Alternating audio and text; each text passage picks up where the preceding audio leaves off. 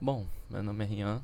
Eu vou explicar sobre os paradigmas da programação funcional e lógico e vamos começar pelo funcional.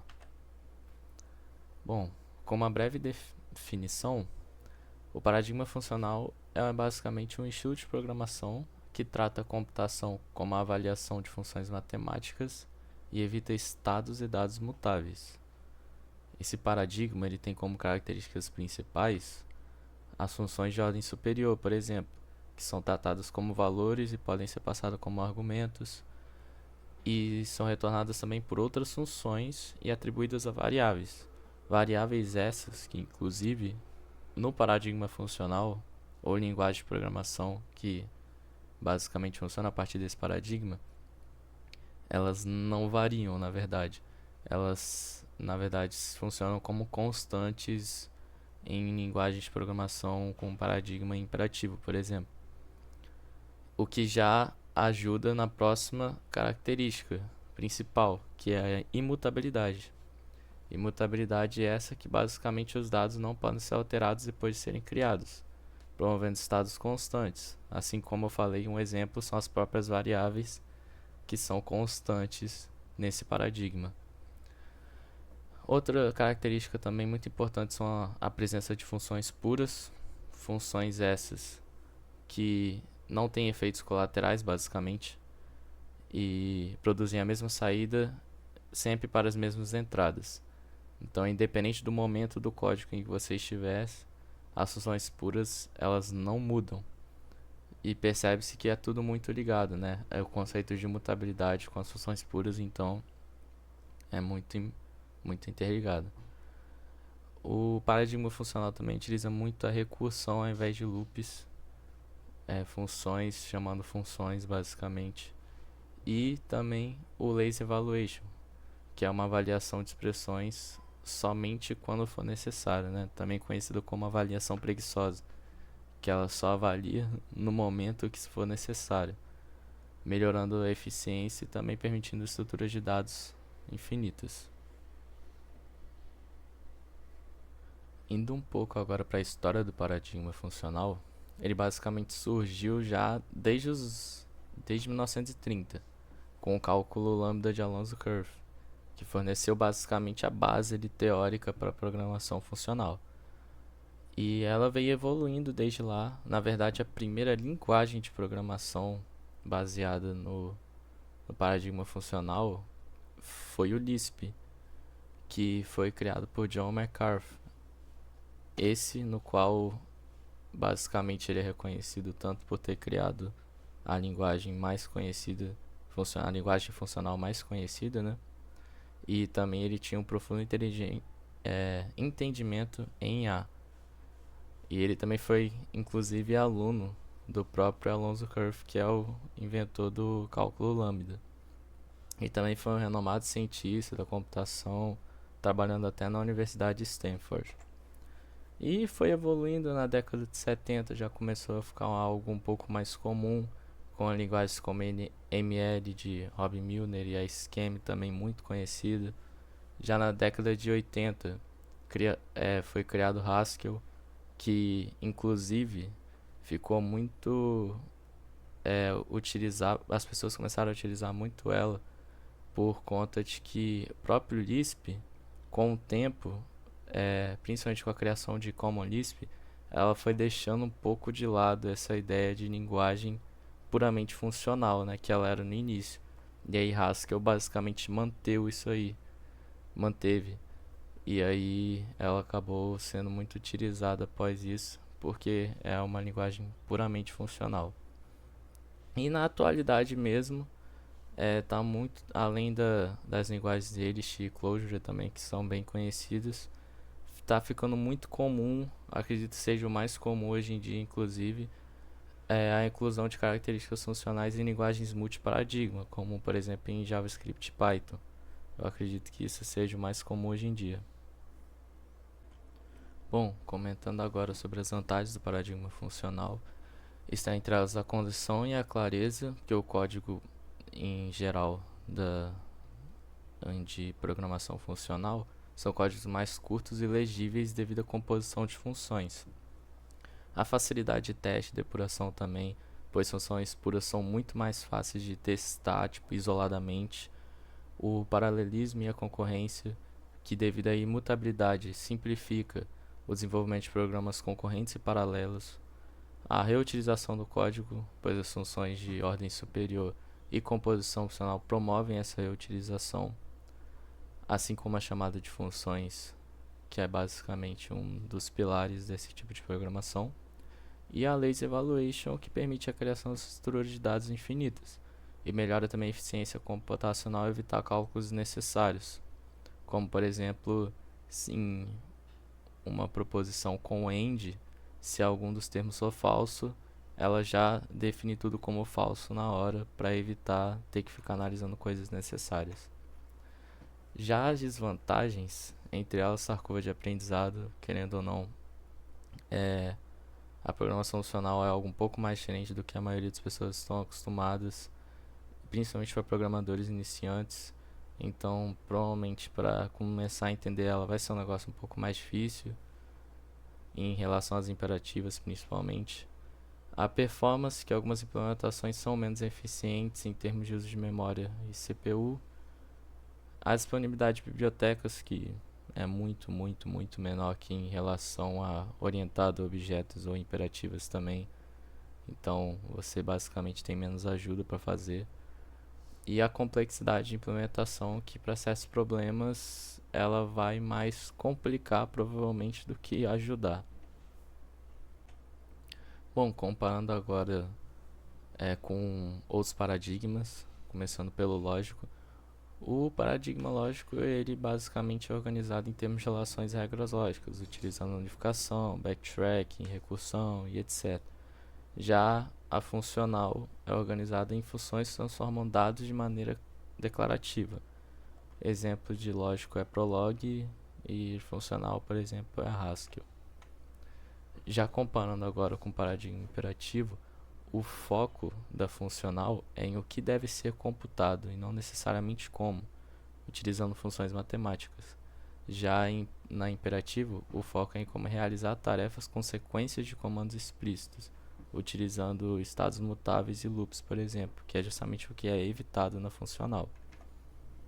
E já comparando com orientado a objetos, o código em orientado a objetos é organizado em objetos que combinam dados e comportamentos, utilizando também polimorfismo, encapsulamento, herança e etc.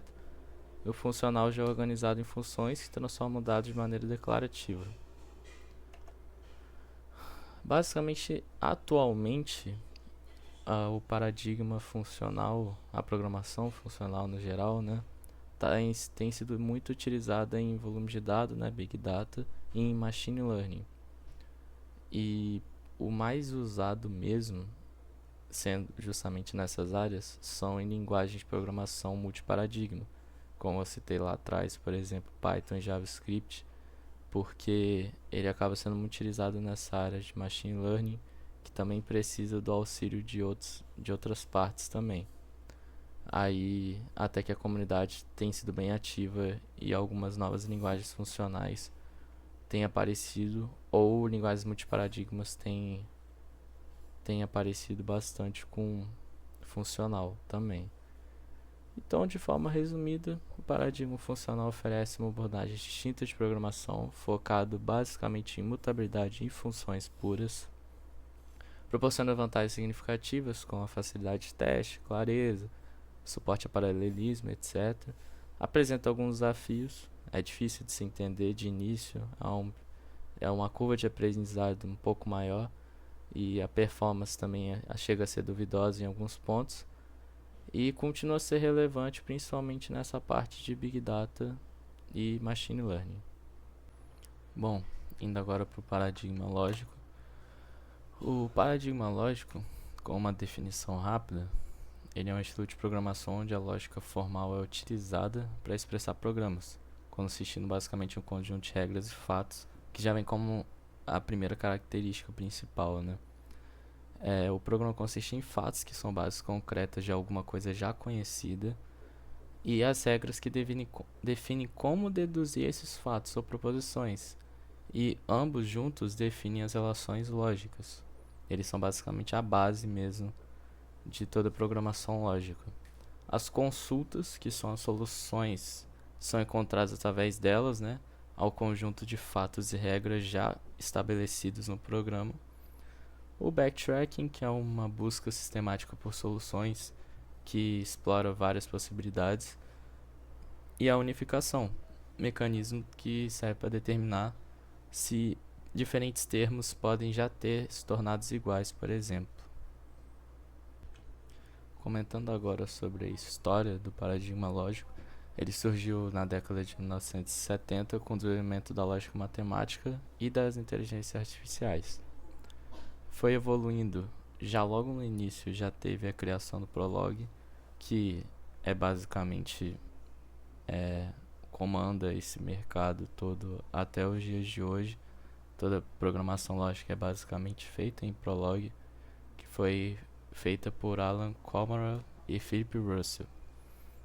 Em 1980 o Prolog foi ganhando espaços, expandindo, principalmente em pesquisa de inteligência artificial, que é um dos principais assuntos quando a gente fala sobre a programação lógica, é justamente IA, né? Em 1990, nessa década, aplicações em áreas como processamento de linguagem natural e sistemas especialistas foram desenvolvidos e atualmente é muito utilizado tanto para análise de dados quanto continua sendo utilizada para IA. As vantagens do paradigma lógico, no geral, é sua expressividade, pela fácil expressão de problemas complexos utilizando termos lógicos. A concorrência, pois a lógica declarativa facilita a execução paralela de regras.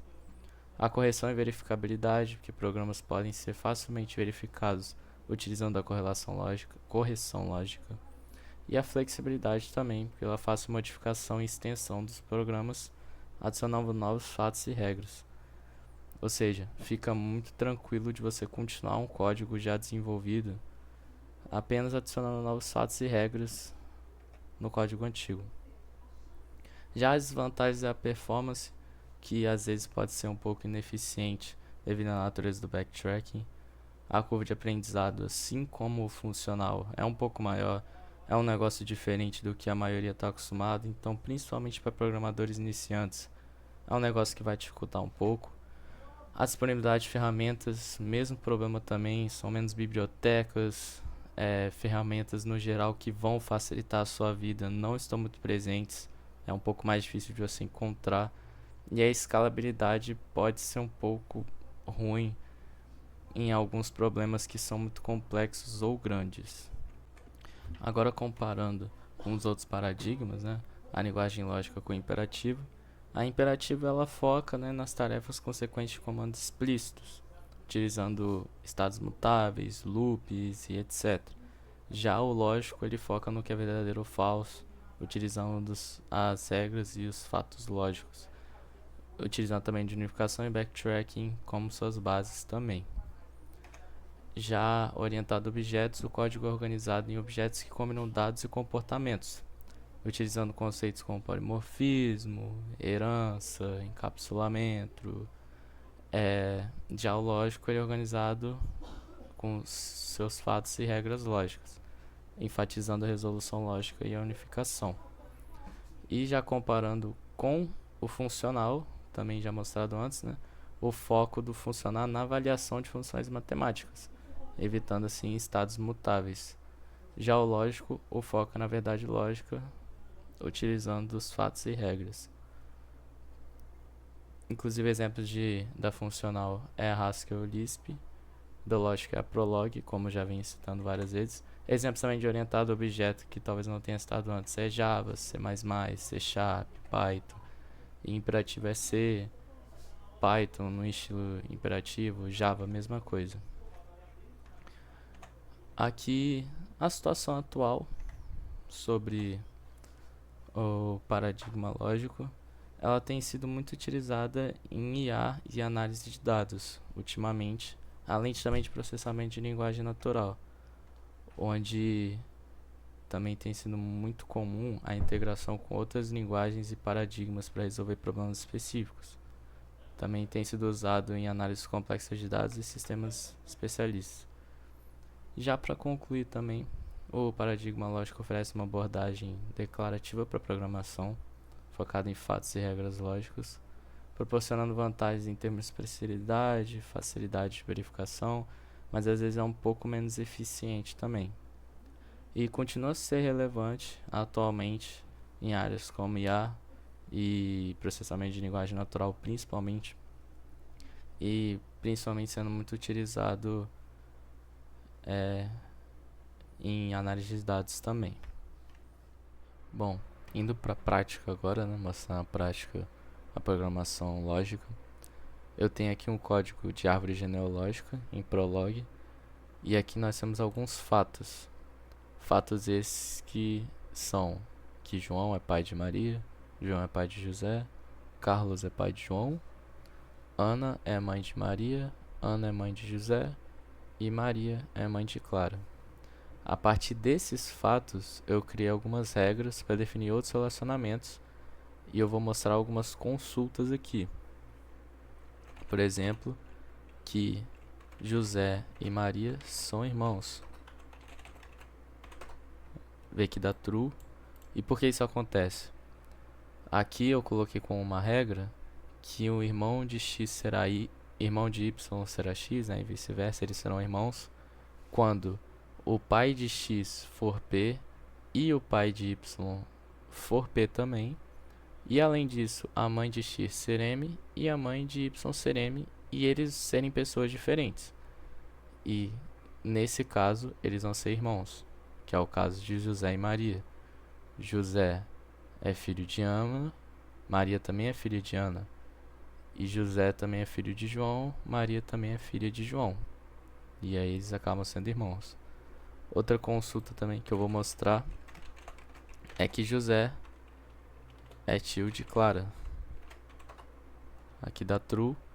Isso acontece porque uma das regras é que x será tio de y quando o irmão de z for x, eles forem irmãos, né? E também o pai de y ser z ou a mãe de y ser z, quando um dos dois ser verdadeiro e eles forem irmãos, né, também ser verdadeiro. Isso aqui vai ser verdadeiro também, que é o que acontece com José e Clara. José é irmão de Maria, como eu até mostrei já no exemplo anterior. E aí já dá isso aqui como verdadeiro. E Clara é filha de Maria. Então a gente mostra que tudo é verdadeiro e José é tio de Clara. Outro exemplo também que eu vou mostrar é que João é avô de Clara. Vê que dá true, porque para ser avô, para, por exemplo, x ser avô de y, o pai de z tem que ser x e o pai de y ser z, ou a mãe de y ser z, e por aí vai. E nesse caso, Clara é filha de Maria e João é pai de Maria. Então, por transitividade até, né? E na verdade tudo isso acontece por transitividade de certa forma. O João acaba sendo avô de Clara. Outro exemplo de código é o de conexões entre cidades, conexões ou diretas ou indiretas. Os fatos determinados aqui são que há uma conexão direta entre São Paulo e Rio de Janeiro, há uma conexão direta entre Rio de Janeiro e Belo Horizonte, entre Belo Horizonte e Brasília, São Paulo e Curitiba e Porto Alegre. Isso já são os fatos. E aqui foi dado como regra que para determinar se há uma rota direta ou indireta, quando há uma conexão entre x e y, vai ter uma rota direta entre x e y já garantida. E também vai acontecer uma rota indireta, uma conexão indireta, né? Quando x e y, entre x e y no caso, quando há uma conexão direta entre x e z, e também há uma entre z e y. E eu vou mostrar isso na prática agora, mostrando, por exemplo, uma direta para começar de Curitiba e Porto Alegre dá true, porque inclusive já está escrito aqui nos fatos, né? E foi escrito aqui nas regras também, que quando houver uma conexão direta vai ser true. Agora já vou mostrar rotas indiretas. Por exemplo, São Paulo e Brasília não está escrito aqui nos fatos, mas será verdadeiro.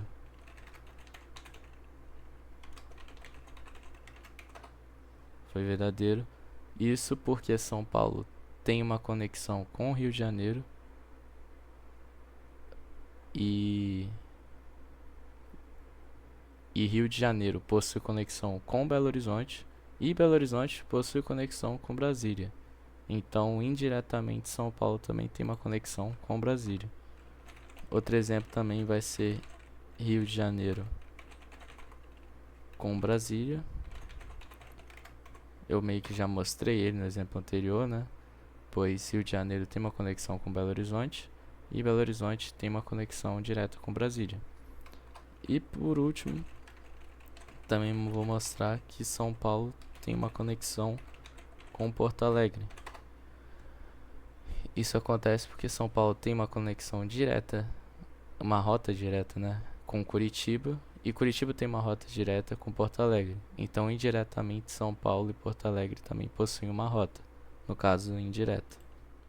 Agora, para finalizar os códigos em Prolog, vou mostrar um exemplo um pouco mais sofisticado, onde aqui são nossos fatos, onde um curso, no caso a matéria lógica de programação, está inserida no curso de ciência da computação, a matéria de algoritmos está em ciência da computação, assim como também cálculo está para o curso de matemática, física geral está para física, química geral está para química.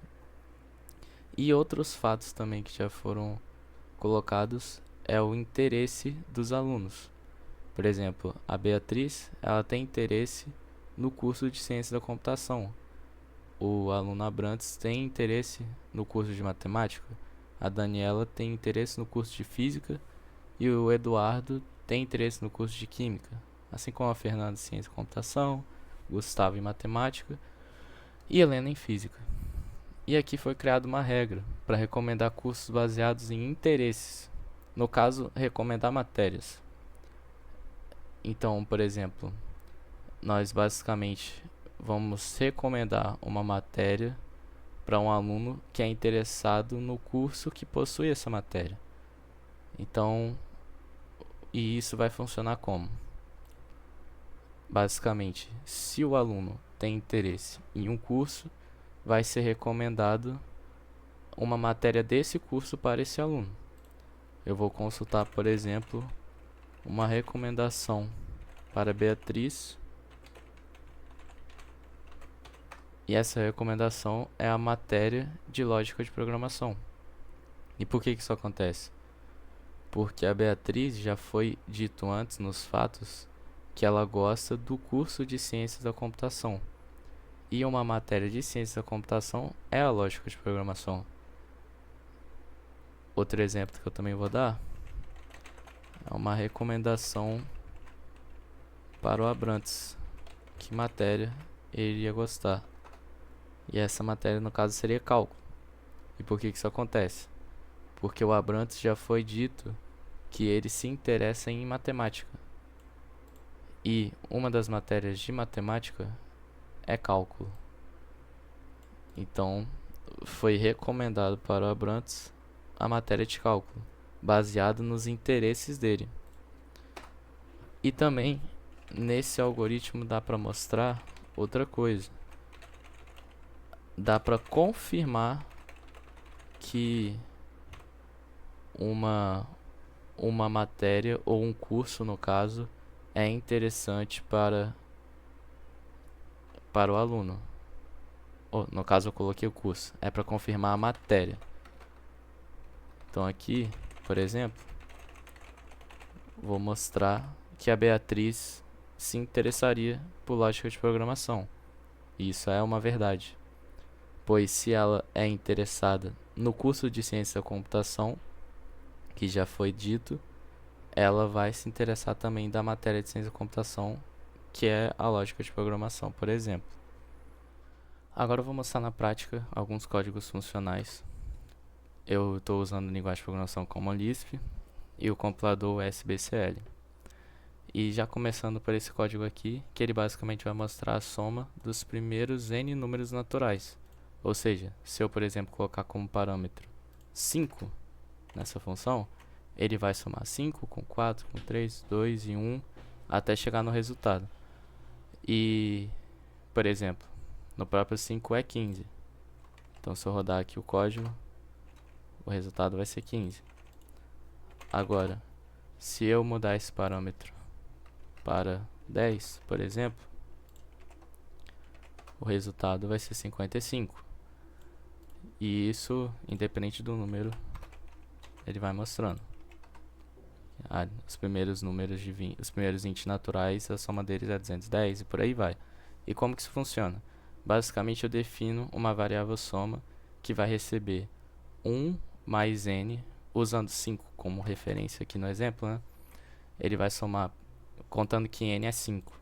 Ele vai somar 5 com 1, que vai dar 6, vai multiplicar esse resultado por 5, que é o número que está no parâmetro, que vai dar 30, e vai dividir esse resultado todo por 2, que resulta em 15. E é assim com qualquer outro número também.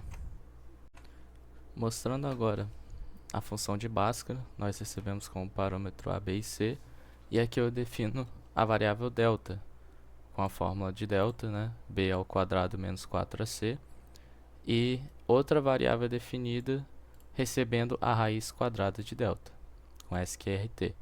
Aqui eu coloco uma condicional onde, se delta for menor do que zero, a equação não tem raízes reais. E, se for o contrário, delta for maior que zero, eu defino outras duas variáveis, x1 e x2, que possuem a fórmula de Bhaskara. Aquela menos b é mais ou menos a raiz de delta sobre 2a. Ou no caso eu coloquei aqui um para o x1, que vai ser com a soma, né? E o outro com x2, que vai ser a subtração. Depois eu mostro as duas raízes. Mostrando com esse exemplo, nós vamos ter que as raízes da equação são 9 e menos 1.